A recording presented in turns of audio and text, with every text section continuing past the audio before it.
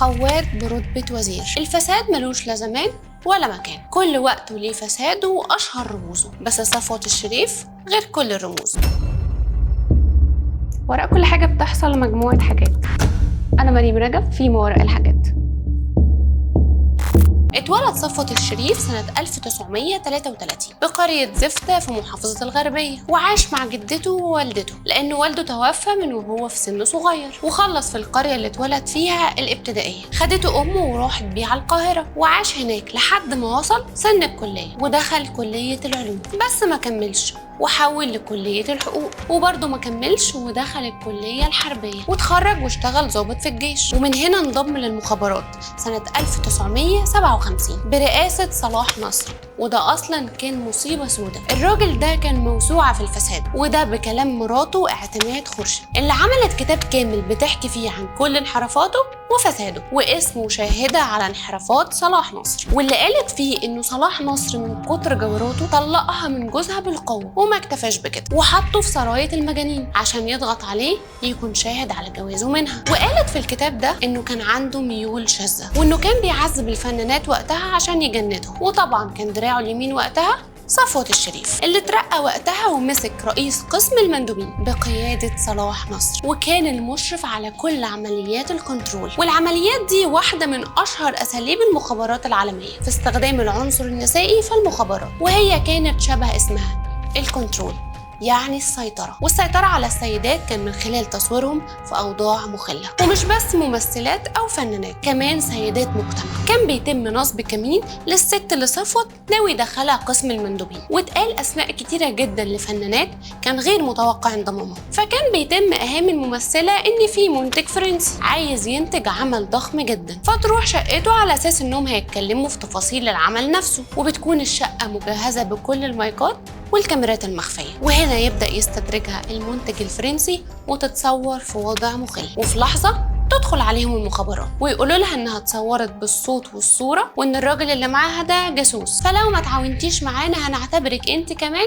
جاسوسة. ده غير انها تتفضح فضيحة شرف اصلا، وطبعا ده لا جاسوس ولا نيلة، والموضوع كله كمين، وده مترجم اللغة الفرنسية في قسم المخابرات. فتضطر الفنانة اللي دخلت الكنترول تكون مندوبة للمخابرات، يعني يستخدموها في نفس الدايرة دي، تجيب أخبار أو معلومات من شخصيات تقيلة سواء ملوك أو أمراء، وتتصور فيديوهات تانية مع الشخصيات دي. واللي مش هيكون غريب أبدا إنه صفوت الشريف كان بيصور ده بنفسه، صور كم كبير جدا من الأفلام الإباحية دي، وخصوصا في ليالي السمو الروحاني اللي عبارة عن حفلات بينسقها الشريف بنفسه، وبيكون فيها رموز مهمة جدا من كل الدول وشخصيات مجتمعية مهمة، وبيسكروا الطينة حرفيا لدرجة توصلهم للأعمال التي لا تعمل. وطبعا كل ده متصور وهي وسيلة جديدة في ايده. وما اكتفاش بكده، بدأ يطلع بره هدف الكنترول اصلا اللي هو مندوبين لصالح المخابرات، فصور اكتر من 18 فيلم لممثلة مشهورة ومش هنشارك اسمها لانها في دار الحق، وراح باعها لرئيس دولة عربية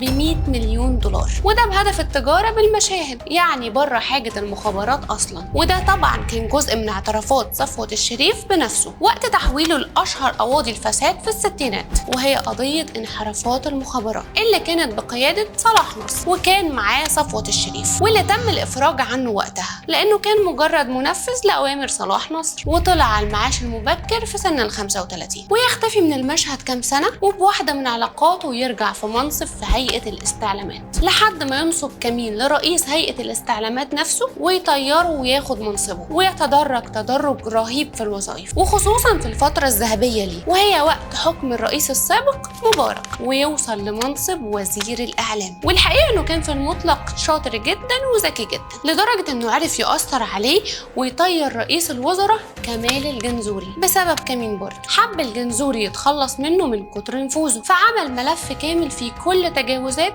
صفوت الشريف وسلمه لواحد من أعضاء مجلس الشعب على أساس إنه يفتح ضده تحقيق في الفساد ده. فراح النائب ادى الملف لصفوت الشريف بنفسه وطلب منه صفوت يفتح فعلا تحقيق ضده بعد ما عدل شوية في الملف، وفعلا حصل. بس صفوت الشريف كان سبق وبلغ حسني مبارك، فكان الجنزوري هو الخسران الوحيد لأنه اتعزل من منصبه. والحقيقة إنه صفوت كان من المقربين لعائلة الرئيس السابق مبارك، وخصوصا سوزان مبارك. سياسة صفوت الشريف الغير الشريفة وكمان الذكية خلت سوزان مبارك تعتمد عليه، فكان صفوت الشريف هو الأكثر اتهاما بحادثة شريهان زي ما حكيت لك في حلقة شريهان، ولو لسه ما شفتهاش روح اتفرج عليها. اتقال ان سوزان كانت بتستخدم صفوت الشريف عشان تأدب اي حد. كان في فيديو اتسرب لرقاصة مشهورة جدا مع واحد من رجال الأعمال المهمين في ال20 سنة اللي فاتوا، لدرجة انه كان متاح لكل الناس في الشوارع، وده كان بسبب ان سوزان عايزة تربي حد فيهم ففضحته الفضيحة دي، وكان أحسن واحد يستخدم الطرق المبتذلة دي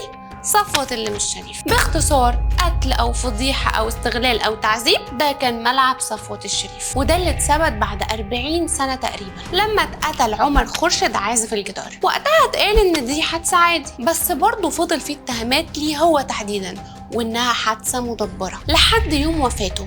يكتب أخو عمر خورشيد بوست بيقول فيما معناه إن موت الظالم راحة للناس، فتتأكد الشكوك فعلا إنه حادث مدبر وإنه هو اللي وراه. مات صفوت الشريف بس فساده مازال عايش، وكل فاسد ليه يوم وجاي، حاول ما تكونش منهم. وما تنساش تعمل لايك وكومنت وشير على الفيسبوك، وتتأكد إنك عامل سبسكرايب على اليوتيوب. أنا مريم رجب كنت معاكم في ما وراء الحاجات.